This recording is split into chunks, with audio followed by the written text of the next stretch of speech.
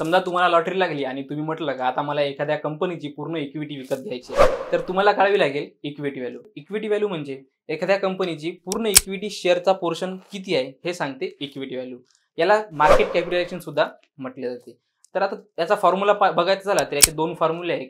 एक equity value is equal to market price of asset minus market price of liability, आणि दुसरा formula बघायचा झाला तर equity value is equal to current share price into number of outstanding share. तर आपण पहिला तर फॉर्म्युला यूज करू शकत नाही, कारण मार्केट व्हॅल्यू ऑफ असेट आणि मार्केट व्हॅल्यू ऑफ लायबिलिटी काढण्यासाठी आपल्याकडे रिसोर्सेस नाही, म्हणून आपण दुसरा फॉर्म्युला अप्लाय करू. समजा आपल्याला टाटा मोटर्समध्ये पूर्ण इक्विटी विकत घ्यायची आहे, तर करंट व्हॅल्यू ऑफ शेअर आपली 720 आहे आणि नंबर ऑफ आउटस्टँडिंग शेअर हे 365 करोड आहे.